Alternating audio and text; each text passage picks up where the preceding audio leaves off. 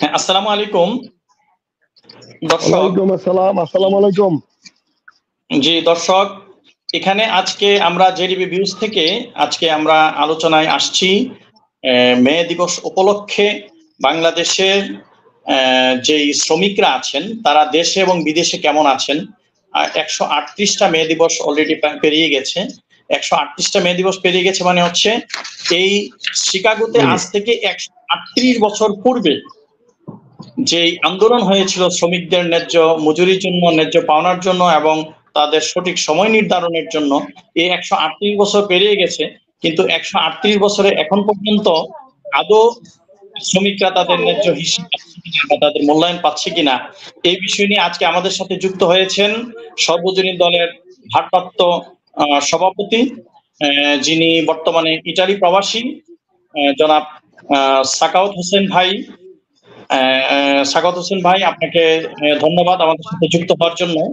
আমাদের সাথে যুক্ত হয়েছেন যিনি বাংলাদেশে কৃষক আন্দোলন করেন এবং মাওলানা আব্দুল হামিদ খান বাসানীর একজন ডেডিকেটেড অনুসারী, জনাব চাষী মাসুম ভাই, তিনি আমাদের সাথে যুক্ত হয়েছেন। মাসুম ভাই, আপনাকেও ধন্যবাদ। আমাদের সাথে আরেকজন যুক্ত হওয়ার জন্য চেষ্টা করছেন, উনি আমেরিকা থেকে ক্লিন্টন হাওলাদার, উনিও চেষ্টা করছেন, হয়তো অনলাইনে একটু সমস্যা হচ্ছে। তো আমরা আলোচনা শুরু করতে চাচ্ছি। আমি প্রথমেই চাষী মাসুম ভাইয়ের কাছে যেতে চাচ্ছি যে 138 বছর পেরিয়ে গেল, অর্থাৎ 138টা বসন্ত ধরে নিতে পারেন, 138টা মে দিবস পার হয়ে গেছে, কিন্তু এই 138টা মে দিবস পার হয়ে যাওয়ার পরও বাংলাদেশে যেসব শ্রমিকরা আছে, বাংলাদেশের শ্রমিকরা আদৌ কোন অবস্থায় আছে, কি অবস্থায় আছে বাংলাদেশের শ্রমিকরা? কি এই যেমন মে দিবস আসলেই আমাদের দেশে দেখা যাচ্ছে যে যেমন বাংলাদেশে father's day, mother's day, friends day, Poila Baishakh যেভাবে পালন করে, তেমনি মে দিবস আসলেও সকল রাজনৈতিক দলগুলি মে দিবস পালন করার জন্য লেগে পড়ে। কিন্তু মে দিবস চলে যাওয়ার পরে এই শ্রমিকরা কি আদৌ সেই মে দিবসের তাৎপর্য অনুসারে তাদের সঠিক শ্রমের মূল্য পাচ্ছে কিনা, এই বিষয়ে চাষী মাসুম ভাইকে একটু আলোচনায় আসার জন্য অনুরোধ। ধন্যবাদ। আসলে এখানে কিছু অর্থনৈতিক কারণ আছে। অর্থনৈতিক কারণ হলো যে বাংলাদেশের আসলে 53 বছরে আমাদের অর্থনীতির কাঠামোটা আসলে খুব একটা উন্নত হয়নি। সাধারণত অর্থনীতির উন্নয়নের যে ধারা সেটা হলো প্রথমে কৃষি, আপনার কৃষি থেকে শিল্প, শিল্প থেকে সেবা খাত। এগুলা যেমন এই যে আমাদের দুই ভাই ইটালি বা আমেরিকায় আছেন, ওনাদের ওই জায়গাগুলাতেই এভাবেই ডেভেলপমেন্টটা হয়েছে। কিন্তু আমাদের এখানে শুরু থেকেই কৃষি সেভাবে উন্নতি করেনি। সেখানে প্রযুক্তির অভাব ছিল, কৃষকের জমির মালিকানার সমস্যা ছিল, সরকারি পর্যাপ্ত সাহায্য সহযোগিতার অভাব ছিল। তার পরবর্তীতে বাংলাদেশে যে 53 বা 54 বছরের যে শিল্প খাত, এটা আসলে কোনো মৌলিক শিল্পগুলো আমাদের এখানে দাঁড়ায়নি। মৌলিক শিল্প যাও দুই একটা দাঁড়িয়েছিল, যেমন চিটাগাং স্টিল মিল, এগুলো বন্ধ হয়ে গেছে। আর এখন যে সমস্ত মিল দাঁড়িয়ে, কলকারখানা দাঁড়িয়েছে, যেমন উল্লেখযোগ্য হলো গার্মেন্টস। এখানে আসলে মূলত তেমন কোনো কাজই হয় না। আপনি যদি একটা অর্থনীতিতে একটা শব্দ আছে যে স্মাইল কার্ভ, সেখানে যদি আপনি দেখেন যে যারা স্মাইল কার্ভের প্রথমে থাকে এবং শেষে থাকে, অর্থাৎ যারা এটাকে R&D করে, ডিজাইন করে এবং পরবর্তীতে যারা ফাইন্যান্স, মার্কেটিং, অ্যাপস ডেভেলপমেন্ট করে, এরাই মূলত আসলে এরাই মূলত আপনার যে হায়ার যে ভ্যালু এডিশন তাদের হয়। কিন্তু স্মাইল কার্ভের যারা মাঝখানে থাকে, যেটাকে আসলে বলে ম্যানুফ্যাকচারিং, আপনার সেখানে কম্পিটিশনটা বেশি। তা আমাদের আসলে গার্মেন্টসে আমরা যে স্মাইল কার্ভের আপনার মানে দুই প্রান্তে না থেকে রয়েছি মাঝে, ফলে সেখানে আমাদের খুব লো ভ্যালু এডিশন। এবং অন্যান্য খাত তা যে কাঁচামাল সবই বিদেশ নির্ভর, প্রযুক্তি সবই বিদেশ নির্ভর, ফলে আমাদের ইন্ডাস্ট্রিগুলি অত্যন্ত লো টেক এবং লো ভ্যালু এডেড। ফলে আমাদের শ্রমিকদের বেতন আসলে সেভাবে বাড়ানো যায় না। এক আর দ্বিতীয়ত হলো আরেকটা কারণ অর্থনীতি, যে আমাদের দেশে আসলে ফর্মাল সেক্টরটা সেভাবে ডেভেলপ করেনি। আমাদের প্রায় 70% অর্থনীতি হচ্ছে ইনফর্মাল। ফর্মাল আমাদের অর্থনীতি খুব ছোট, ফলে আমাদের এখানে দক্ষ শ্রমিকও কম, চাহিদাও কম। ফলে আপনার ডিমান্ড এবং সাপ্লাইয়ের যে ইকুয়েশন, সে অনুযায়ী শ্রমিকদের হচ্ছে বেতন আপনার কম।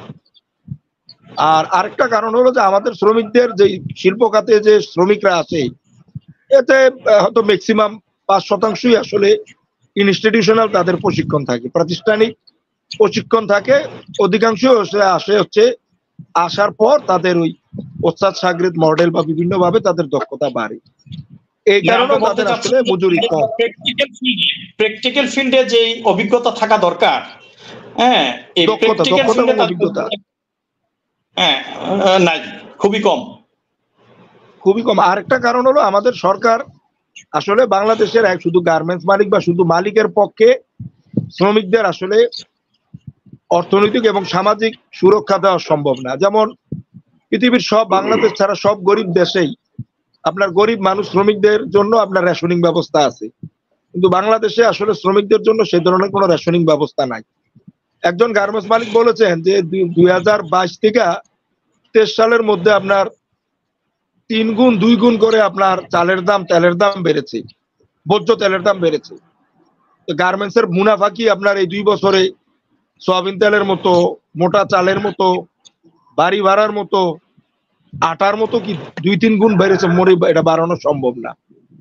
এর জন্য যদি সরকার আপনার রেশনিং দেয়, চিকিৎসা দেয়, বিভিন্ন ইন্ডাস্ট্রিয়াল জোন গুলাকে যদি শিল্প পার্কে রূপান্তর করে সেখানে যদি শ্রমিকদের আপনার বাসস্থানের ব্যবস্থা করে, তাহলে মালিক এবং উদ্যোক্তার পক্ষে শ্রমিকদের ন্যূনতম অর্থনৈতিক সুরক্ষা এবং সামাজিক সুরক্ষা দেওয়া সম্ভব।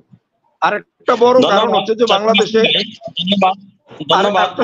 বাংলাদেশে সম্ভবত এক লাইন সম্ভবত বাংলাদেশে আপনার 4 থেকে 5টা সেক্টরে আপনার ন্যূনতম মজুরির বিধান আছে। এর বাইরে কিন্তু আর কোন শিল্প খাতে কিন্তু আমরা ন্যূনতম মজুরি খাত নাই, ন্যূনতম মজুরির কোনো হয় না। এই জন্য এই সব কারণ মিলিয়ে বাংলাদেশের শ্রমিকরা আসলে অত্যন্ত দুর্বিষহ জীবন যাপন করছে। ইতিমধ্যে জিনিসপত্রের দামও বেড়েছে, সব মিলে শ্রমিকরা খুব দুর্বিষহ জীবন যাপন করছে। শ্রমিকদের আসলে তাদের আসলে কোনো ভাগ্যের তেমন কোনো মৌলিক পরিবর্তন হয়নি। হ্যাঁ, ধন্যবাদ চাষী মাসুম ভাই। আমাদের সাথে যুক্ত হয়েছেন ক্লিন্টন হালদার পাবেল ভাই। উনি আমাদের দেশের রাজনীতি নিয়েও খুবই অ্যাক্টিভ থাকেন এবং বিভিন্ন রাজনৈতিক দলগুলির সাথে উনি সংযুক্ত থাকেন, বিভিন্ন সামাজিক সংগঠনের সাথে উনি সংযুক্ত থাকেন। ওনার নেটটা মনে হয় একটু পরপর ডিস্টার্ব করছে। আচ্ছা, যাই হোক, আমরা চাষী মাসুম ভাইয়ের কাছে আবার আসবো যে এই যে সমস্যাগুলি সমাধান থেকে উত্তরণের আমাদের আসলে কি কি করা উচিত, সরকারের কি পদক্ষেপ নেওয়া উচিত, আমাদের রাজনৈতিক দলগুলি কি পদক্ষেপ নেওয়া উচিত, রাজনীতিবিদদের কি পদক্ষেপ নেওয়া উচিত। আমরা এখন চলে যাচ্ছি সুদূর ইটালিতে। আমাদের ইটালি প্রবাসী এবং বাংলাদেশ সর্বজনীন দল একটা খুবই সম্ভাবনাময়ী দল, এবং এই দলের আমি যতদূর জানি যে আমাদের জাতীয় জনতা জোটের সাথে এই দলটা সম্পৃক্ত, এবং এই দলের সকল নেতাকর্মীরা খুবই অ্যাক্টিভ। তারা সোচ্চার থাকেন সব সময় রাজনীতিতে, এবং সাধারণ নির্যাতিত নিপীড়িত মানুষের জন্য তারা কথা বলেন, কাজ করেন। এবং শুধু প্রবাসে থেকেও আমি জনাব সাখাওয়াত হোসাইনকে দেখি যে উনি বাংলাদেশের তার দলটাকে পরিচালনা করার জন্য সে সর্বোচ্চ শ্রম দিচ্ছেন। আমি এখন জনাব সাখাওয়াত হোসাইনের কাছে জানতে চাচ্ছি যে আপনারা যারা বাংলাদেশ থেকে প্রবাসে আছেন, কেউ চাকরি করছেন, কেউ ব্যবসা করছেন, কেউ বিভিন্ন শ্রমজীবী হিসাবে ওখানে কাজ করছেন, আপনাদের বর্তমান অবস্থাটা কি? আসলে ওই দেশে শ্রমের মূল্য, এই যে মে দিবস উপলক্ষে সারা পৃথিবীতেই তো মে দিবস পালন হচ্ছে, তো এই পালিত অবস্থায় আপনাদের এই ইউরোপে সাধারণত শ্রমিকরা তারা কি তাদের ন্যায্য হিসাব পাচ্ছে কি, বা বাংলাদেশের শ্রমিকদের অবস্থাটা কি? বিসমিল্লাহির রহমানির রহিম। সম্মানিত দেলোয়ার ভাই, আমাকে সুযোগ করে দেওয়ার জন্য, কিছু কথা বলার জন্য সুযোগ করে দেওয়ার জন্য আপনাকে অশেষ ধন্যবাদ, এবং ধন্যবাদ জানাচ্ছি আমাদের চাষী মাসুম ভাই সাহেবকে। আহ, আপনার কথাগুলো চমৎকার হলো। আপনার কথার ভিতরে আমি দু একটা কথা বলবো একটু পরে। আগে বলি যে যে কথাটি আমাকে পরিচয় করে দিলেন আমাদের দেলোয়ার ভাই, যে আমি আপনার জোটের সাথেই আছি এবং আমাদের দলের একটা মাত্রই উদ্দেশ্য, আমি অন্যায় করব না এবং আমার দলে যারা আছে অন্যায় কাউকে করতে দেব না। যদি কেউ করে তাকে বহিষ্কার করে বের করে দেব। এটাই হলো আমার নীতি। এতে আমার যদি মৃত্যু হয় আমি আমার নীতি থেকে অনড় হব না, নড়বো না। এখন ব্যাপারটা হচ্ছে যে আমাদের যে শ্রমিক বাংলাদেশে, আমি মাসুম ভাইয়ের কথার ভিতরে একটু ইনভলভ করে তারপরে আমি আমার ব্যক্তিগত কথা বলছি যে বাংলাদেশের যে কটি আহ, বাংলাদেশে যে কটি কোম্পানি আছে। হ্যালো, আপনি কি শুনতে পাচ্ছেন? হ্যাঁ, আমি শুনতে দেখছি না পাচ্ছি, শুনতে আপনাদেরকে। পাচ্ছি। ওকে না, ওকে, ধন্যবাদ আমাদেরকে ধন্যবাদ। দেখছেন না কারণ আমি আপনার ইয়েটা বড় করে দিয়েছি। হ্যাঁ, মানে ও, এই জন্য আমি ভাবছিলাম যে আমি বোধহয় লাইনচ্যুত হয়ে গেছি। যাই হোক, না, না, না, না, ব্যাপারটা আপনি হলো লাইনে যে আছেন, আপনি। বাংলাদেশের যে কোম্পানিগুলো আছে যেমন গার্মেন্টস এবং বড় বড় কোম্পানিগুলো আছে, এই কোম্পানিগুলোতে একটি নীতিমালা সৃষ্টি করতে হবে। নীতিমালা হলো কন্ট্রাক্ট ভিত্তিক সকল কর্মীদেরকে কাজ দিতে হবে। যদি কন্ট্রাক্ট ভিত্তিক কাজ না দেয় তাহলে দেখা গেছে মালিকের ইচ্ছা মতো আজকে মনে চাইলো একজন, দুইজন, 10 জন শ্রমিক নিয়োগ দিবে, আবার তার কাজ শেষ হয়ে যাবে 2-4 মাস পরে বা 1 মাস 2 মাস পরে, আবার ওই শ্রমিক গুলাকে বহিষ্কার করে দিবে কিংবা আহ, না করে দিবে, ওনারা চাকরি হারাবে। সুতরাং এটা হওয়া যাবে না। চাকরি দেওয়ার ক্ষেত্রে একটি নীতিমালা থাকতে হবে। সেই নীতিমালা অনুযায়ী কন্ট্রাক্ট অনুযায়ী কাজ করবে এবং কাজের কাজের যে বেতনটা আছে, ন্যূনতম যে বেতনটা, সেটা সম্মানজনক যেন একটা বেতন হয়, সেই বেতনটা নির্ধারিত করতে হবে। তারপরে হচ্ছে যে আপনার যে কন্ট্রাক্ট যে করলেন, এই কন্ট্রাক্টের জন্য শ্রমিকের বেতন শ্রমিককে বুঝিয়ে দিতে হবে এবং ওই বেতনের উপরে 10 থেকে 15% যেটা নির্ধারিত হয়, সেই নির্ধারিত টাকাটা সরকারের ট্যাক্সের জমা দিতে হবে। সেখান থেকে আম, ভবিষ্যতে শ্রমিকদের পেনশনের ব্যবস্থা করতে হবে। এলা সে যে শ্রমিকই হোক, সে হোক গার্মেন্টসের শ্রমিক, সে হোক একটা ফুটপাতের ওয়েল্ডিং ব্লিচিং এর শ্রমিক, যেভাবেই হোক তাদের এই পেনশনের আওতায় আনতে হবে। এবং যখন কখনো কখনো যদি বেকার হয় তাহলে ওই বেকারদের যেন 1 মাস 2 মাস 3 মাস সুযোগ দিয়ে তাদেরকে বেকার ভাতা দিতে হবে। এই হচ্ছে বাংলাদেশের নিয়ম। বাংলাদেশের প্রতি, সরকারের প্রতি আমার দাবি। এবং আমি যে জিনিসটা ইতালিতে দেখতেছি, আমার মনে হয় যে আমার ভাই আমেরিকা থেকে জয়েন করছেন, উনিও জানেন। এবং আমেরিকা এবং ইতালির জি, আমেরিকা এবং ইতালির মোটামুটি নিয়ম কানুন আইন মোটামুটি সেম পর্যায়ে আছে। এখানে শ্রমিকদের ন্যায্য অধিকার একেবারে অক্ষরে অক্ষরে দেওয়া হয়, একটুকুও ঠকানো হয় না। যদি মনে করেন আপনি কন্ট্রাক্টে যদি কাজ করেন তাহলে কন্ট্রাক্ট মনে করেন 2 বছর 4 বছরের আজীবনই বা কন্ট্রাক্ট করলেন, বা 2 বছর পরে 2 বছরে কন্ট্রাক্ট করলেন, 2 বছরে কন্ট্রাক্ট করার পরে যদি কাজ শেষ হয়ে যায় তাহলে ওই বেকার হয়ে যায়। বেকার হইলে সরকার তাকে 18 থেকে 2 বছর পর্যন্ত ভাতা দেয় এবং সেই ভাতাটা হয় বেতনের 80% বা 70%, এরকম বেতন হয়। তারপরে যখন নাকি শ্রমিকের বয়স এইভাবে করতে করতে চাকরি পাইলো, চাকরি হারাইলো, এইভাবে বেতন খাইলো, বেতন ভাতা খাইলো, এইভাবে করতে করতে যখন 65 বছর হয়ে যায় তখন সরকারি ভাবে একটা পেনশন দেওয়া হয়, ওই যে তাদের যে ট্যাক্স কাটা হয়েছিল সেই জন্য। এই নিয়মটাই এই নিয়মটা হলো পৃথিবীর মোটামুটি প্রায় সব উন্নত দেশগুলোতে চলছে। বাংলাদেশ সহ কিছু অনুন্নত দেশ আমাদের এই নিয়মটা ফলো করছে না, এই আইনটা চালু করছে না। কেন করছে না এটা সরকার ভালো জানেন। আমার মনে হয় যে এটা করলে সরকার উপকৃত হবেন।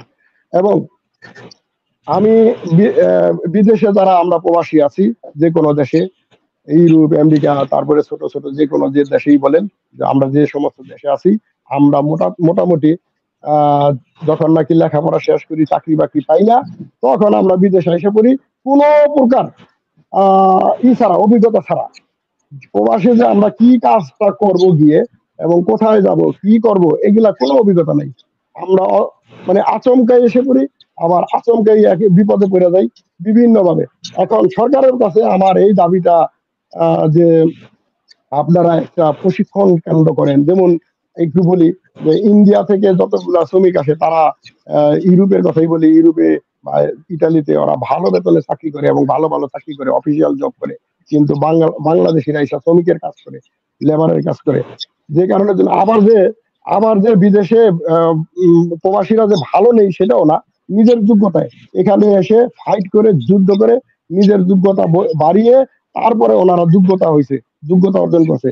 কিন্তু এর এই মানে জিনিসটা যদি বাংলাদেশ থেকে আপনি বলতে চাচ্ছেন যে যদি বাংলাদেশ থেকে স্কিল্ড হয়ে একটা শ্রমিক আজকে দেশের বাইরে যেত, ইউরোপ হোক, আমেরিকা হোক বা অস্ট্রেলিয়া হোক, তাহলে সে প্রথম গিয়েই হয়তো ভালো কিছু করতে পারতো, কিন্তু স্কিল্ড হয়ে না যাওয়ার ফলে সে তার জায়গায় পৌঁছতে 6 মাস 1 বছর চলে যায়। ব্যাপারটা অনেকটা তাই না? জি জি জি জি 1 বছর না, একেবারে মনে করেন যে একটা নতুন, মনে করেন আমি ইটালি যখন আসছি তখন আমার ভাষা শিখতে লাগছে 2 বছর, কমপক্ষে 2 বছর ভাষা শিখতে লাগছে। এবং ভাষা শিখার আগ পর্যন্ত আপনি ভালো জব পাবেন না। এই ভাষার উপরেও কিছু প্রশিক্ষণ কেন্দ্র তৈরি করতে পারেন। যেমন আমি যদি ইটালিতে আসতে চাই, তাহলে আমার ইটালির ভাষা ওইখানে বাংলাদেশে থাকতে 3 মাসের কোচিং বা 6 মাসের কোচিং করে ইটালি শিক্ষাটা বাধ্যতামূলক করাও, এটাও একটা খুব গুরুত্বপূর্ণ কাজ হবে বলে আমি মনে করি। সুতরাং প্রশিক্ষণের ব্যবস্থা করতে হবে যে কোনো ব্যাপারে, ইলেকট্রনিক ব্যাপারে, আপনার ওয়েল্ডিং আছে, যে কোনো ধরনের আপনার অফিসিয়াল জব আছে, কম্পিউটার আছে, এগুলা প্রশিক্ষণের মাধ্যমে যদি কেউ আসে তাহলে বিদেশের যে কোনো দেশে ভালো একটা জব পাবে বলে আপনি বলতে চাচ্ছেন যে পুঁথিগত বিদ্যা আর পরহস্তে দন নহে, বিদ্যা নহে দন হলে প্রয়োজন। শুধু বাংলাদেশের যে শিক্ষা প্রতিষ্ঠানগুলো শুধু পুঁথিগত বিদ্যাই পড়ায় দিলে হবে না, তার সাথে সাথে কর্মভিত্তিক শিক্ষা ব্যবস্থা দরকার। প্রত্যেকটা সেক্টরে যেই সেক্টরে ভালো কিছু করতে চায় ওই সেক্টরে যেন তার একটা মানে স্কিলনেস থাকে, যে স্কিলের মাধ্যমে সে ওই দেশে ওই জবটা করতে পারবে। দেখেন, ভালো কথা মনে করছেন। যেমন আমাদের স্কুলে কিন্তু কারিকুলাম শিক্ষা আছে। আমরা যখন লেখাপড়া করেছি সেই 90-80 জগতে, তখন কিন্তু আমাদেরও কারিকুলাম ছিল। আমরা কাঠের কাজ করছি, কাঠের কাজ প্র্যাকটিক্যালে করেছি, কিন্তু প্র্যাকটিক্যালে চেয়ার বানিয়েছি, টেবিল বানিয়েছি, টুল বানিয়েছি প্র্যাকটিক্যালে। কিন্তু এখন কারিকুলাম আছে, সেখানে ব্যাঙের ডাক শিখায়, তারপরে আপনার ব্যাঙের নাচ শিখায়। সেখানে কিন্তু কোনো প্রকৃতপক্ষে কোনো মানে বিদেশে গিয়ে কাজ করতে পারে এরকম কোনো প্রশিক্ষণ নাই। কিন্তু ডিম ভাজা শিখায়, ডিম ভাজা কি একটা বাচ্চাকে শিখাইতে হয় বলেন? এর মানে আমরা বলতে চাচ্ছি যে যদি বাংলাদেশ গভর্নমেন্টের অনেক নিয়ম কানুন আছে, কিন্তু প্রকৃতপক্ষে যদি এটা বাস্তবায়ন হইতো তাহলে বাংলাদেশে যারা রেমিটেন্স যোদ্ধা তারা হয়তো দেশের জন্য আরো কিছু করতে পারতো। আমরা যেতে চাই আবারও চাষী মাসুম ভাইয়ের কাছে। চাষী মাসুম ভাই যেমনটা বলছিলেন যে আমাদের দেশের শিল্প কারখানাগুলি এবং আমাদের দেশের যে শ্রমিক মানে কারখানাগুলোর বিভিন্ন নিয়ম কানুন এবং তাদের ব্যবসা বাণিজ্যের বিভিন্ন ধরনের প্রতিবন্ধকতার ফলে আমাদের দেশের শ্রমিকরা হয়তো ন্যায্য পাওনা পাচ্ছে না বা ন্যায্য মূল্য পাচ্ছে না। তো এই সমস্যা থেকে উত্তরণের উপায় একটা জিনিস দেখবেন যে ফিলিপাইন্সে অনেক কম মানুষ, আমাদের চেয়ে ভলিউমে অনেক কম মানুষ। আপনি মধ্যপ্রাচ্যে গেলে ওদের রেমিটেন্স খুব অনেক বেশি। আমরা ক্লিনটন বাইরে পাচ্ছিলাম না, আমি একটু কি আপনাকে একটু ক্লিনটন যাব?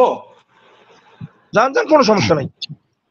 আচ্ছা একটু আপনার অনুমতি নিয়ে। আচ্ছা ক্লিনটন ভাই, পাবেল ভাই, আপনার মনে হয় নেট সমস্যা হচ্ছে। আমরা চাষী মাসুম ভাই আপনাকে না আসলে থ্যাংক ইউ সো মাচ। আসলে আমি যে থ্যাংক ইউ সো মাচ নেট না, আসলে আমি জিনিসটা বুঝতেছিলাম না। ওই যে ইঞ্জিনিয়ার এক মহিলা আসছে, উনি আমাকে ঠিক করে দিল জুমা চাই। আমি আমি তার সম্বন্ধে জানি না, ধারণা ওদের ওখানে আমি কাজ করি, তো এখন এখানে আছি। তাছাড়া থ্যাংক ইউ সো মাচ। আমি একজন আমাদের সাথে যুক্ত আছে ইংল্যান্ডে, মনে তাকে আমি স্বাগত জানাই। উনি একটা দলের দায়িত্বে আছেন। আপনাকে তো আমি চিনি, আসসালামু আলাইকুম।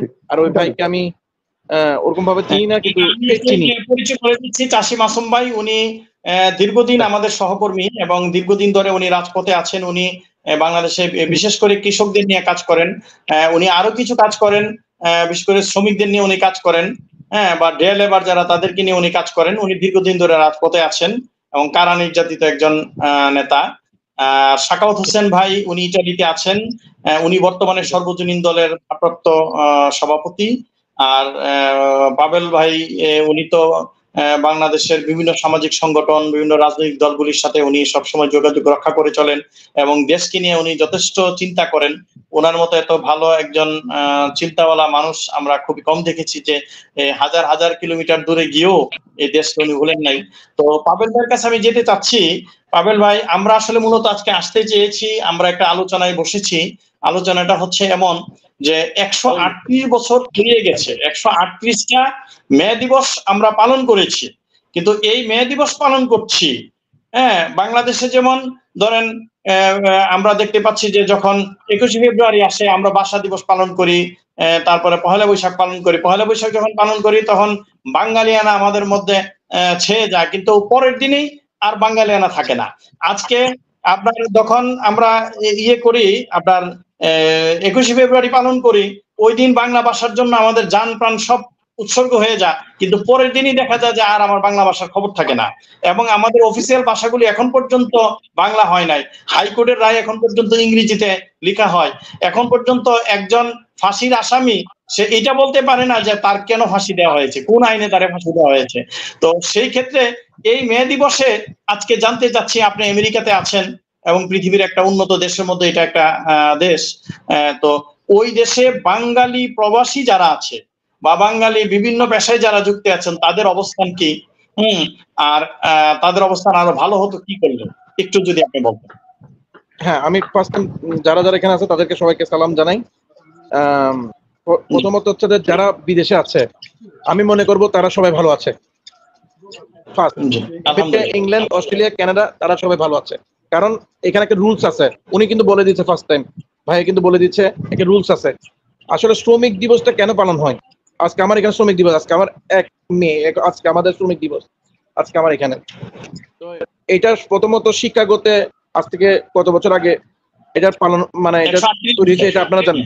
জি জি জি জি, এটা আমেরিকার জন্য তৈরি হয়েছে। আমেরিকার জন্য এখন এটা হচ্ছে ইন্টারন্যাশনাল ল হিসেবে, ইন্টারন্যাশনাল দিবস হিসেবে পালিত হয়। তো বিষয়টা বুঝতে হবে আমাদের, ফার্স্ট টাইম বিষয়টা বুঝতে হবে আমরা এই জিনিসটা কেন পালন করতেছি, কাদের জন্য পালন করতেছি। বাংলাদেশে তো পালন করতেছে আজকে শ্রমিক দিবসটা কেন পালন করতেছে? বাংলাদেশে কি শ্রমিকদের কি মানে কোনো অধিকার আছে? যে দেশে শ্রমিকদের কোনো অধিকার নাই বা সেখানে শ্রমিক দিবসটা কেন পালন হবে? আমার প্রশ্ন ফার্স্ট। আমার প্রশ্ন ফার্স্ট, যে দেশে শ্রমিকদের কোনো অধিকার নাই সে দেশে শ্রমিক দিবসটা কেন পালন হবে? আমি তখনই পালন করব যে দেশে অধিকার আছে তখনই। আমরা যখন ইন্টারন্যাশনাল ভাবে ফলো করি, যে ল আইনগুলি ফলো করতেছি বা ওদের দিবসগুলি পালন করতেছি, তাহলে আমাদের ওখানে এটা সম্ভব না কেন? আপনি একটা দল করেন, জাস্টিস পার্টি করেন বা একটা দল করে, কেন আমি আপনাকে এই কথার মধ্যে ওনাকে ছুড়ে দিয়ে বলতে পারি কেন আমরা এক হতে পারি না? প্রথমত হচ্ছে সঠিক বলেছেন কেন আমরা এক হতে পারি না? এটা আপনি ঠিক বলেছেন। যদি দেশটাকে সবাই মানে অ্যাকচুয়ালি কিছুদিন আগে আমি একটা আলোচনায় ছিলাম, ওখানে আলোচনার প্রেক্ষাপটে কিছু লোক আলোচনা করছিল যে এই দলের লোকজন দেশের কথা চিন্তা করে না, তারা দেশের কথা চিন্তা করে না, এই রাজনীতিবিদরা এই করে। আসলে প্রকৃতপক্ষে প্রত্যেকটা দলের রাজনীতিবিদই দেশ জাতিকে নিয়ে চিন্তা করে, যদি সেই রাজনীতিবিদ রাজনীতিটাকে ব্যবসা মনে না করে, রাজনীতিটাকে মনে করে যে এইটা আমার জন্য একটা মানে সওয়াবের কাজ, এটা আমার একটা দায়িত্ব, আমি দায়বদ্ধ জনগণের কাছে। ঠিক এটা সে যেই দলই করুক, আওয়ামী লীগ করুক, বিএনপি করুক, জাতীয় পার্টি করুক, আমাদের জাস্টিস এন্ড ডেভেলপমেন্ট পার্টি করুক, সর্বজনীন দল করুক, অথবা কৃষক আন্দোলনের নেতা মাসুম ভাই সংগঠনই করুক, সে যদি এটা মনে করে যে আমি দেশের কাছে, সমাজের কাছে, জাতির কাছে আমি দায়বদ্ধ, তাইলে সে অবশ্যই জনতার জন্য কাজ করবে। আমি একটু চাষী মাসুম ভাইয়ের কাছে যেতে চাই। চাষী মাসুম ভাই, এই যে ধরেন রানা প্লাজা ধ্বংস হলো, রানা প্লাজা ভেঙে পড়লো, তারপরে তাজরিন ফ্যাশনে অগ্নিকাণ্ড হইলো, এই যে গার্মেন্টস শ্রমিকরা, বাংলাদেশের রেমিটেন্স যোদ্ধারা যেমন বাংলাদেশের অর্থনীতির একটা বড় অংশ, তেমনি গার্মেন্টস শ্রমিকরাও তাদের মাথার ঘাম পায়ে ফেলে তারাও বাংলাদেশের অর্থনীতির একটা বড় চাকা। তো সুতরাং আজকে রানা প্লাজা ধ্বংস হইল, ভেঙে গেছে, অনেক মানুষ আহত নিহত হয়েছে, আদৌ কি তারা তাদের সেই অনুদানের অর্থ বা তারা কি তাদের সেই বিচার আজকে পেয়েছে? বা তাজরিন ফ্যাশনে যারা মৃত্যুবরণ করেছে, রানা প্লাজায় যারা মৃত্যুবরণ করেছে, বা যারা মানে হাত হারিয়েছে, পা হারিয়েছে, বা বিভিন্নভাবে তারা ইনজুর্ড হয়েছে, হ্যাঁ, তাদের পরিবারের জন্য যে অনুদান রাখা হয়েছিল, এই অনুদানগুলিকে আদৌ আদৌ তারা সেই অনুদান পেয়েছিল? এই ব্যাপারে কি আপনি কিছু আলোচনা আমাদেরকে জানাতে পারেন কিনা? এখানে একটা জিনিস বলা দরকার, আসলে নীতিমালা আমাদের দেশেও আসলে নীতিমালা আছে, যেমন আমাদের শ্রমিক আইন এবং শ্রম আইন এবং শ্রম যে নীতিমালা আমাদের আছে, এই শ্রম আইন এবং শ্রম নীতিমালা অত্যন্ত উন্নত এবং একটি ভালো ডকুমেন্ট। সেখানে শ্রমিকদের সব ধরনের অধিকারের কথা বলা আছে এবং মালিকদের দায়বদ্ধতার কথাও বলা আছে, কিন্তু বাস্তবে হলে আমাদের সেই ধরনের প্রাতিষ্ঠানিক ক্ষমতাও নাই। যেমন যদি আপনি এইভাবে চিন্তা করেন যে কলকারখানা ও শিল্প প্রতিষ্ঠান পরিদর্শন অধিদপ্তর, তার ইন্সপেক্টর আছে কতজন, পরিদর্শক আছে কতজন, আর আমাদের ফরমাল এবং ইনফরমাল খাতে লক্ষ লক্ষ ছোট বড় মাঝারি ইন্ডাস্ট্রি আছে।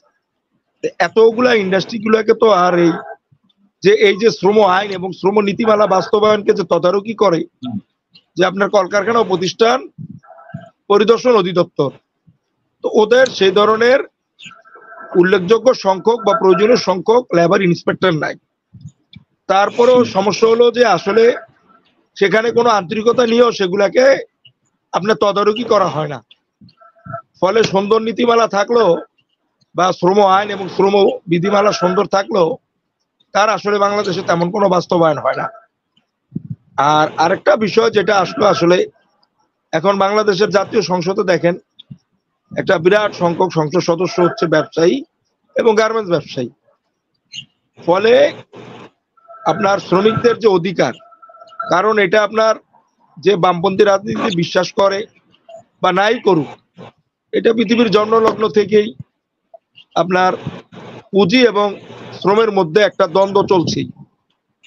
এই দ্বন্দ্বে দেখা যাচ্ছে যে বাংলাদেশে সবসময় মালিক পক্ষেরা বিভিন্নভাবে সুবিধাজনক অবস্থানে আছে। নীতিমালা তৈরি, পলিসি মেকার বলেন বা এগুলি বাস্তবায়নে তদারকি, সব জায়গায় তাদের একটা অগ্রাধিকার থাকাতে শ্রমিকদের আসলে অধিকারটা সেভাবেই হয়, মানে শ্রমিকরা কখনই পাচ্ছে না।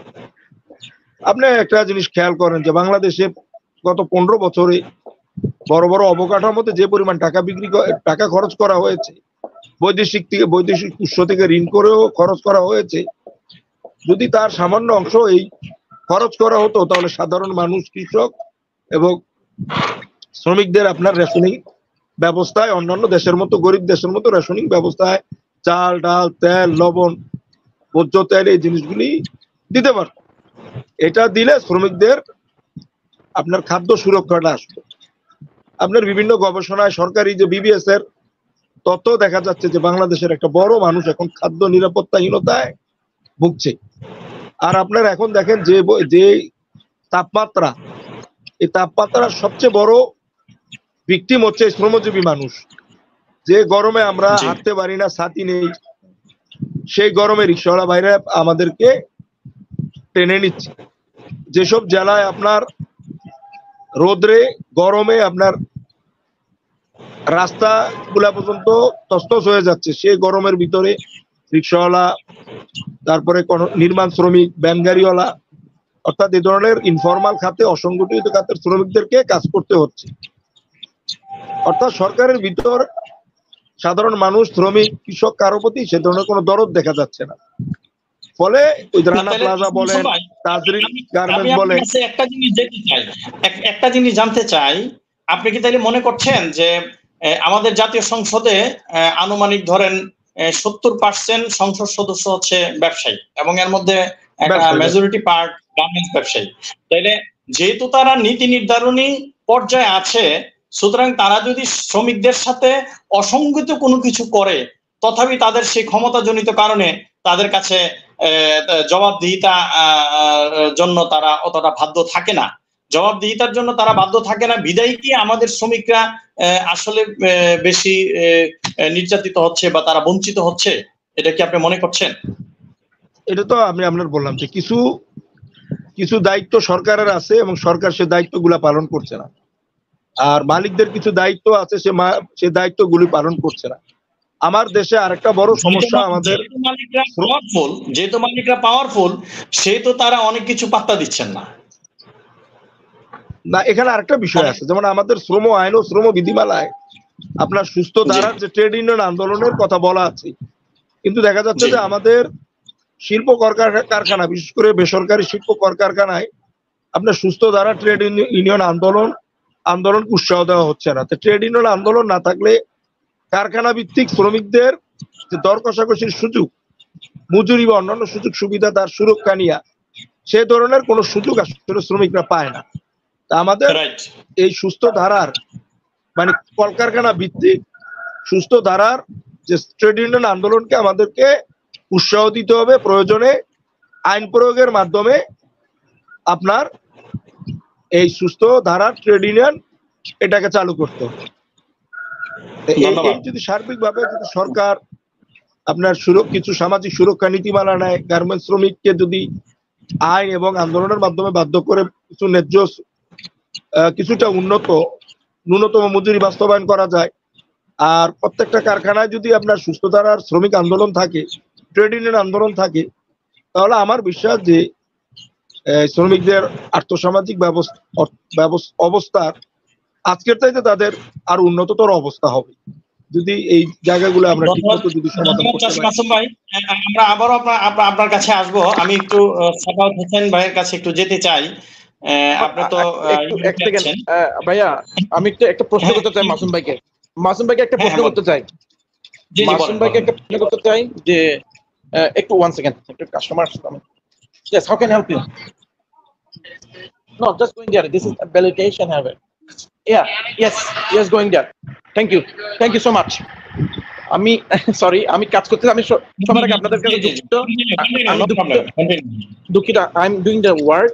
First, I'm the work in the bank and I'm back here, coming here. Sorry, first time আমি দুঃখিত যে আমি ব্যাংকে কাজ করতেছিলাম, ব্যাংক থেকে আমি এখানে আসছি, বাইরে আসছি আপনাদের সাথে কথা বলতে। তার জন্য আমি আপনাদের কাছে সরি বলতেছি ফার্স্ট টাইম।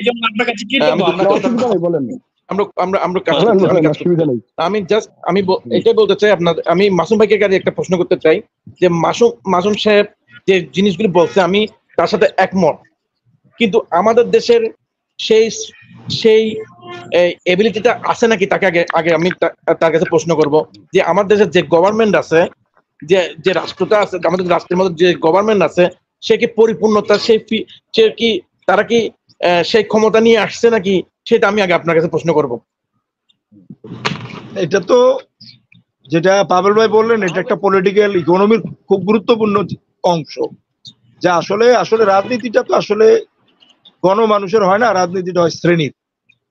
এখন কোন দল যদি বুর্জুয়া দল হয়, সে আপনার এই বিভিন্ন বড় বড় কর্পোরেট হাউজের অনুদানে তার দল চলে, তার কর্মসূচি চলে, সে স্বাভাবিকভাবে ক্ষমতায় আসলে, সে যেভাবে ক্ষমতায় আসুক, সে আসলে তার তো শ্রেণীর অগ্রাধিকার হবে ওই বড় বড় কর্পোরেট হাউস, বড় বড় শিল্প প্রতিষ্ঠান, যাদের অনুদানে তার দল চলে। এটা হলো একটা বাস্তবতা। আর একটা হলো যে হ্যাঁ, সরকারের আর্থিক সক্ষমতা অবশ্যই আছে, কারণ আমার এখন বাজেট প্রায় 6 লক্ষ কোটি টাকার কাছাকাছি হয় আমার বাজেট। ওই যে আবারও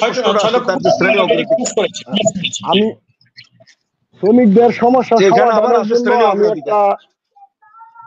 আমি একটা আইডিয়া দিতে পারি যদি বলেন আর কি। শ্রমিকদের সমস্যা সমাধান করার জন্য একটা আইডিয়া আমি দিতে পারি, যদি অনুমতি দেন তাহলে বলি। জি, সাখাওয়াত হোসেন বলেন। সেটা হচ্ছে যে বাংলাদেশের যে কোম্পানিগুলো আছে, কোম্পানিগুলার যে মালিকগুলো আছে না, সেই মালিকগুলো হচ্ছে ডিস্টার্ব করলে একটু, কোম্পানির যে মালিকগুলো আছে, মালিকগুলা যথেষ্ট বড় লোক, এনারা আরো বড় লোক হবে। ওনারা চাবে না যে শ্রমিকদের ন্যায্য অধিকার গুলা দিতে, যদি দেয় তাহলে তাদের একটু বড় লোকই কমে যাবে, এই জন্য তারা দিতে চাবে না। কিন্তু এই জিনিসটা সরকারের চাপিয়ে দিতে হবে, সবগুলো কোম্পানিকে চাপিয়ে দিতে হবে। সরকারি চাকরির ব্যাপারে যে কোনো চাকরি, সরকারি যত ধরনের চাকরি আছে, যে নীতিমালা আছে, ঠিক সেই নীতিমালাই এই কোম্পানিগুলোর চাকরির ব্যাপারে প্রয়োগ করতে হবে। যেমন সরকারি যে চাকরি যেভাবে নিয়োগ দিবে সেইভাবে, এবং যেভাবে চাকরি যাওয়ার কথা সেইভাবে চাকরি ইচ্ছা করলেই যেন চাকরি না যায়। যেমন কোম্পানির যে মালিকগুলা, এই মালিকগুলা তো ওরে বাবারে, মনে চাইলো ওই যে একটু আগে বলে গেছে, মনে চাইলো চাকরি দিল, মনে চাইলো বাইর করে দিল। এইটা যেন না করতে, মানে সরকারের চাপাই দিতে হবে।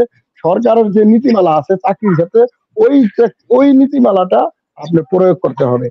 এবং তাদের ওই যে সরকারের প্রভিডেন্স ফান্ড আছে, সরকার যে নিয়মগুলো আছে সবগুলা চালু করতে হবে এবং বাধ্যতামূলক চাপিয়ে দিতে হবে মালিকগুলাকে। যেমন গার্মেন্টস সেক্টর, তারপরে আপনার বড় বড় মেল কারখানা, ইন্ডাস্ট্রি, এগুলার উপরে জুট মিল, পাট মিল, এরকম আর কি, এই সমস্ত যে কর্মচারীগুলো আছে তাদেরকে এইভাবে এই নীতিমালাটা চাপিয়ে দিতে হবে যে তোমরা এই নিয়মে চাকরি দিতে পারবা, ইচ্ছা করলে বের করে দিতে পারবা না, ইচ্ছা করলে জয়েন করা দিতে পারবা না।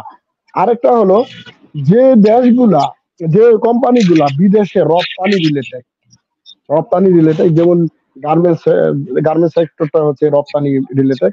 যেমন 6 মাস আগে আমার ইউরোর দাম ছিল 6 থেকে 7 মাস আগে ইউরোর দাম ছিল 103 থেকে 4 টাকা।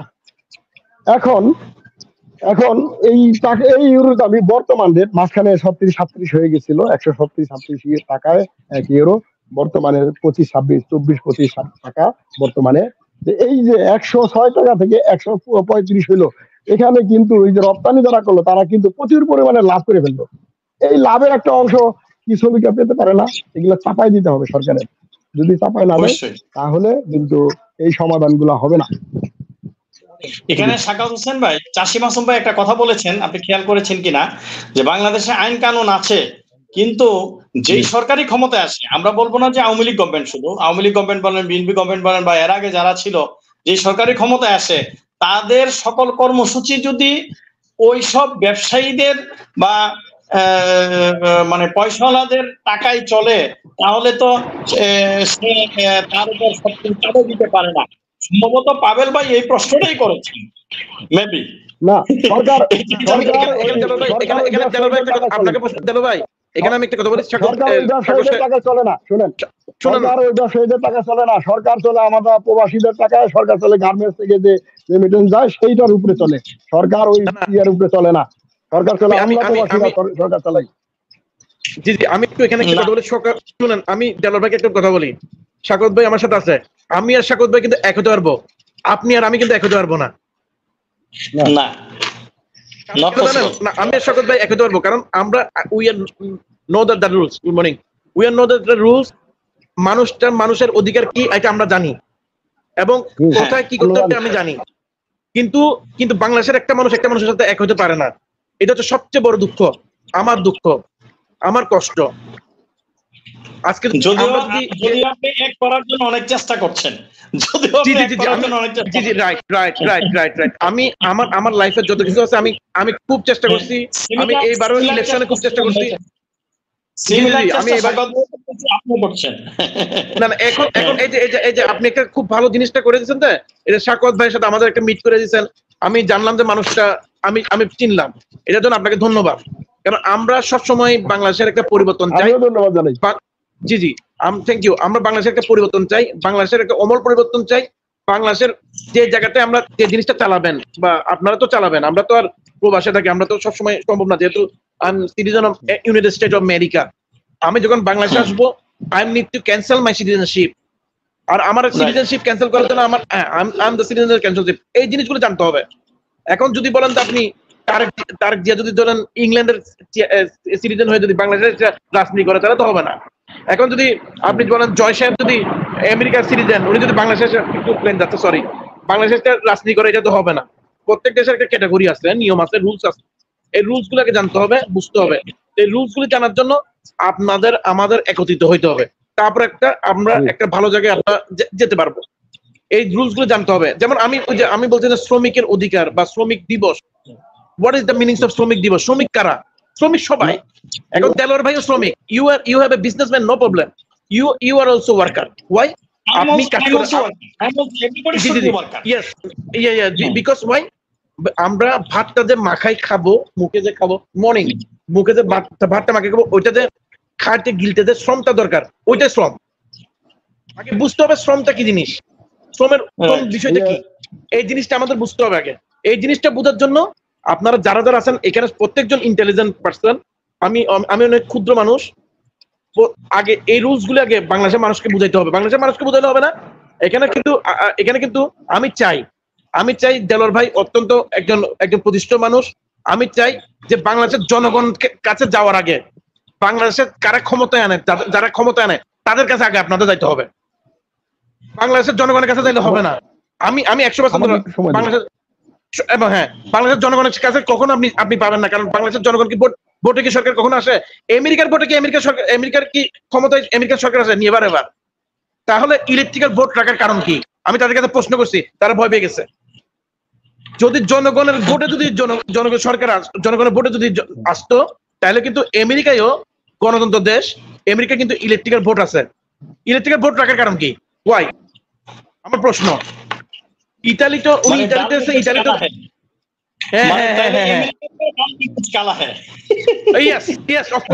এটা ইংল্যান্ডও আছে, অস্ট্রেলিয়াতে আছে, সব।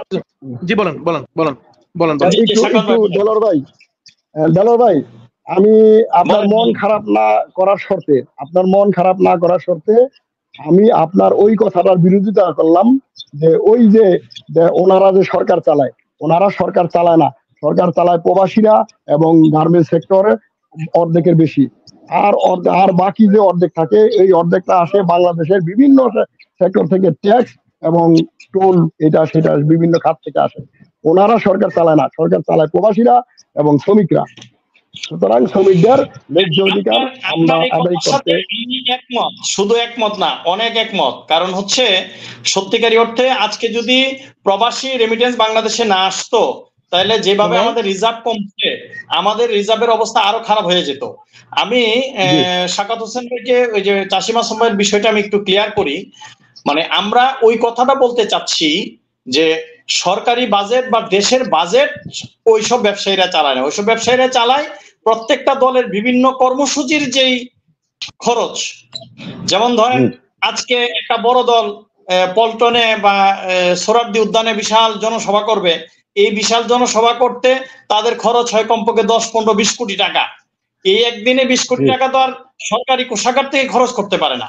এই 20 কোটি টাকা খরচ করতে হয় এই বিভিন্ন ব্যবসায়ীদের কাছ থেকে। যাদের কাছ থেকে এটা আনছে, এক নাম্বার। দ্বিতীয় নাম্বার হচ্ছে যখন আমাদের রাজনীতিবিদরা নির্বাচন করে, বাংলাদেশে নির্বাচন সিস্টেমটা যদি পরিবর্তন হইতো, বা এখানে চাষি মাসুম ভাই যে কথাটা বলছেন যে ভোট জুয়া রাজনীতি, আজকে দেখেন একজন সৎ মানুষ সে নির্বাচন করছে, তার সর্বোচ্চ খরচ করার ক্ষমতা, মানে নির্বাচন কমিশনই আমাদের খরচ করার ক্ষমতা লিমিটেশন করে দিয়েছে 25 লাখ। কিন্তু একজন সংসদ সদস্য, মানে যদিও এটা প্রকাশ্যে আমি বলতে পারছি না যে একজন সংসদ সদস্য 10 কোটি টাকা খরচ করছে, কিন্তু বাস্তবে কিন্তু সে 10 কোটি টাকা খরচ করছে। অর্থাৎ যে 10 কোটি টাকা খরচ করছে, দেশের জনগণ এই 10 কোটি টাকে বা মিডিয়া 10 কোটি ওলাকে, যেমন পাবেল ভাই একটা কথা বলছে যে যারা ক্ষমতায় নেয় তাদের কাছে আগে যান। আসলে ক্ষমতায় নেয় কারা? যেমন যে 10 কোটি খরচ করছে, মিডিয়া কিন্তু তাকেই কোয়ালিটিফুল প্রার্থী মনে করছে। আর তার চেয়ে সৎ, নিষ্ঠাবান, দেশকে নিয়ে চিন্তা করে, জাতিকে নিয়ে চিন্তা করে, হ্যাঁ, তার টাকা নাই কিন্তু তার কোয়ালিটিফুল প্রার্থী মনে করছে না, বা তার প্রতিদ্বন্দ্বী প্রার্থী মনে করছে না। সুতরাং মানে এই বিষয়টাই আমরা বলতে চেয়েছি, আমি বা চাষি মাসুম ভাই, যে এই বড় বড় দলগুলো যাদের অর্থায়নে তাদের কর্মসূচিগুলি চলে, আমরা এটা বলছি না যে রাষ্ট্রের বাজেট চলে, রাষ্ট্রের বাজেটের বড় একটা অংশ প্রবাসীরা তাদের কষ্টের টাকা, রাষ্ট্রের বড় একটা অংশ আমাদের দেশের এই যে গার্মেন্টস শ্রমিকরা বা শিল্প শ্রমিকরা তাদের ঘামের টাকা, এবং আমাদের টুকটাক আমরা যারা ক্ষুদ্র ব্যবসায়ী আমরা যে ট্যাক্স দিই ট্যাক্সের টাকা। তো সুতরাং রাষ্ট্রের সম্পদ হচ্ছে ওইটা, কিন্তু তাদের কর্মসূচিটা হচ্ছে ব্যবসায়ীদের কাছ থেকে। আমি কি ব্যাপারটা ক্লিয়ার করতে পেরেছি? ক্লিয়ার করছেন। আমি একটু বলি, শোনেন। আপনার কথা অনুযায়ী, আপনি যে কথাটা বললেন, আপনার কথা অনুযায়ী ওই অনেক শিল্পপতি আছে দল চালায়, এবং দল চালানোর কারণে দলটা চালানোর কারণে ওই শিল্পপতি তার শিল্পের কারণে যা ইচ্ছা তা করতেছে, ওনার শ্রমিকদের ঠকাইতেছে। কিন্তু এটা তো হইতে দেওয়া যায় না, এটা এর জন্য তো বাংলাদেশ স্বাধীন হয় নাই। বাংলাদেশ স্বাধীন হয়েছিল অন্যায়ের বিরুদ্ধে, শোষণের বিরুদ্ধে, এর জন্য তো বাংলাদেশ স্বাধীন হয় নাই। যেহেতু আমাদের বাংলাদেশই স্বাধীন হয়েছে শোষণের বিরুদ্ধে, এখনো যদি সেই শোষণ যদি চলে, তাহলে তো আমাদের এই দল মত নির্বিশেষে বাংলাদেশের 18 কোটি মানুষের মুখ খুলতে হবে যে আমরা এই বাংলাদেশ চাই না। তাহলে তো সেই স্বাধীনতার যেই মর্ম কথা, হ্যাঁ, এই মর্ম কথা বা সেই যেই কারণে স্বাধীন হয়েছে ওইটা তো আমাদের বাস্তবায়ন হইল না। হ্যাঁ, স্বাধীনতা যুদ্ধের যে 71 শওকত ভাই, কেন আমি আপনাকে একটা কথা বলি, ডোন্ট মাইন্ড। জি, আপনি বিদেশে থাকেন, আমি আছি মোটামুটি, আমি এটা বিদেশ মনে করি, এটা আমার দেশ মনে করি। This is my country, US is my country, this not বিদেশ ফর মি। এটা আমার জন্য কিন্তু বিদেশ না, যেহেতু আমি এখানে সিটিজেন, আমি দেশের নাগরিক। আমি এখানে আপনার আমি জব করতেছি, আমার সিকিউরিটি জব আপনি জানবেন, এলাইট ইউনিভার্সাল। আমরা হোমল্যান্ড সিকিউরিটির সাথে জব করি, হোমল্যান্ড সিকিউরিটি যেটা আমেরিকায় আপনি মেইন থিংস, আমরা ওদের সাথে কিন্তু জব করতেছি আমি বর্তমানে, মানে ওদের সহযোগী সংগঠন হিসেবে কাজ করতেছি। তো বিষয়টা হচ্ছে আমি কিন্তু একমত থাকতে পারবো, কোনো সমস্যা হবে না। এখন এই জিনিস মানে কার্যকরী তেমন কোনো বিধান না হয়তো কিছু বলতেছিলেন, একটু যদি আবার বলতেন চাষিম আসম ভাই। কোন বিষয়টা? এই যে ট্রেড ইউনিয়ন, হ্যাঁ, ট্রেড ইউনিয়নের যে নীতিমালা থাকে, ট্রেড ইউনিয়নে বাংলাদেশের কলকারখানাগুলি উৎসাহিত করে না, অনুৎসাহিত করে। যদি ট্রেড ইউনিয়ন যদি মানে সক্রিয় থাকতো তাহলে হয়তো শ্রমিকরা ওইভাবে বঞ্চিত হইতো না। বাংলাদেশে আমাদের দেশের ট্রেড ইউনিয়ন নিয়ে আসলে বেসরকারি খাতের কলকারখানার মালিকদের ভিতরে একটা ভীতি কাজ করে।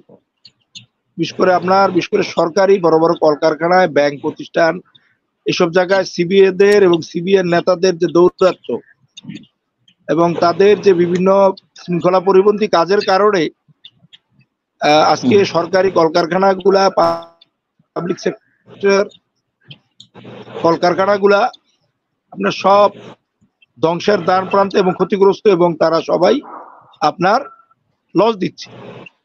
এই কারণে আসলে আমাদের এখানে বেসরকারি খাতে ট্রেড ইউনিয়নে আমাদের মালিকরা সেভাবে আসলে উৎসাহ দিতে চায় না। তারা মনে করে যে সরকারি কলকারখানা ট্রেড ইউনিয়ন মানি ভাঙচুর, ট্রেড ইউনিয়ন মানি সন্ত্রাস, ট্রেড ইউনিয়ন মানি বিভিন্ন অনিয়ম, ফলে এই জন্য তারা দিতে চায় না। আরেকটা কারণ হলো যে মালিকদের ভিতরে একটা ভীতি কাজ করে, যদি ট্রেড ইউনিয়ন সুস্থ ধারার হয় তাহলে শ্রমিকদের মজুরি থেকে শুরু করে তাদের অনেক শ্রম আইনে বর্ণিত অনেক বিষয়ের অধিকার তাদেরকে দিতে হবে।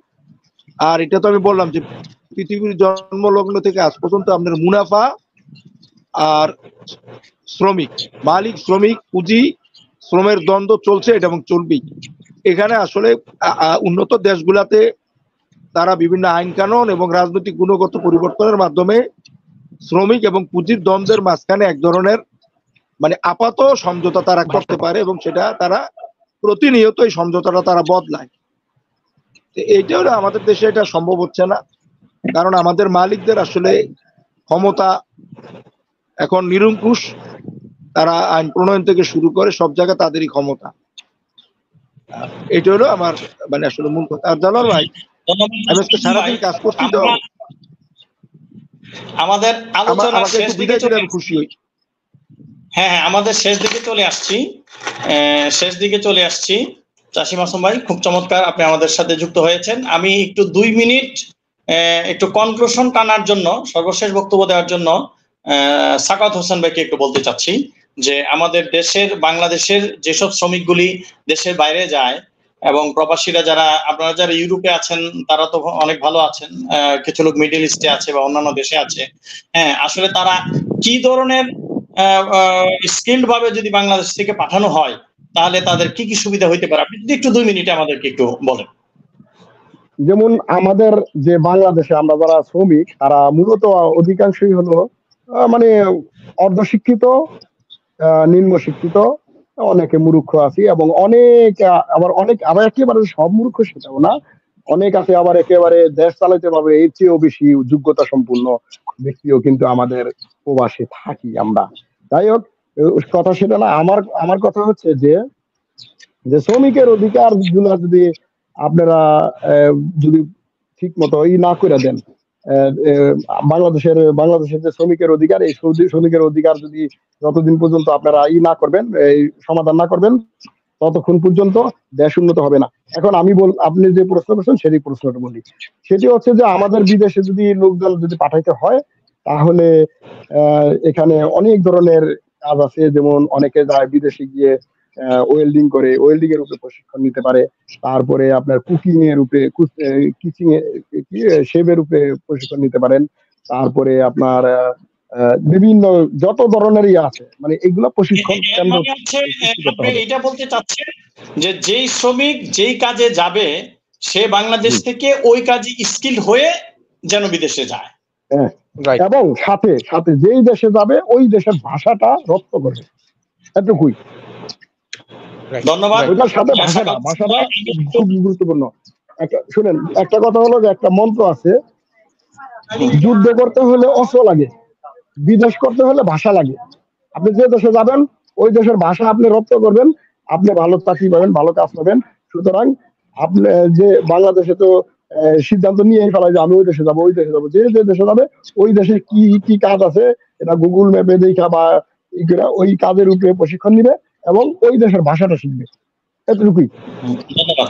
হ্যাঁ, আমি একটু পাবেল ভাইয়ের কাছে 2 মিনিট সর্বশেষ একটু কনক্লুশন যদি আপনি একটু বলতেন। Thank you so much. এখানে কিন্তু উত্তরটা কিন্তু চলে আসছে, স্কিলটা। হ্যাঁ, তবে আমি একটা জিনিস বলবো যে আপনাদের কাছে অনুরোধ, আপনাদের মধ্য দিয়া, যে বাংলাদেশে এমন কিছু স্কুল করা উচিত গভর্নমেন্টের, এবং যেখান থেকে তারা অন্তত তারা কিভাবে জিনিস কোন জায়গায় অ্যাপ্লাই করবে, কারণ এখানে এসে কিন্তু এক বিষয় এসে কিন্তু অন্য বিষয়ে যেতে হয়।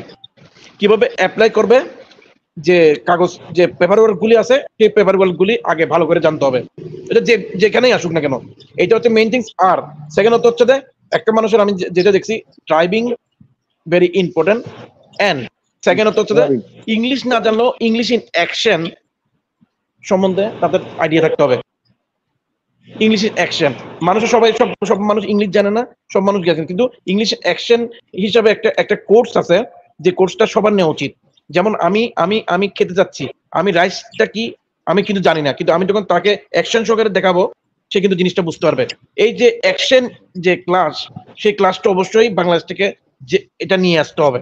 এন্ড পেপার ওয়ার্ক, অন্তত আমার নাম, আমি কোন জায়গায় চাকরি করব, এবং ড্রাইভিং লাইসেন্স, এই কয়েকটা জিনিস কিন্তু ভেরি ভেরি ইম্পর্টেন্ট।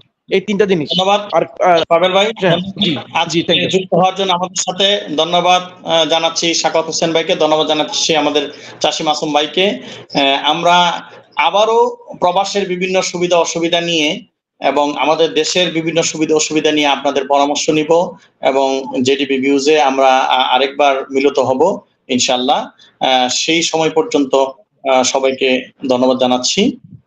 আসসালামু আলাইকুম রহমতুল্লাহ। আপনাকে ধন্যবাদ। আসসালামু আলাইকুম রহমতুল্লাহ বারাকাতুহু।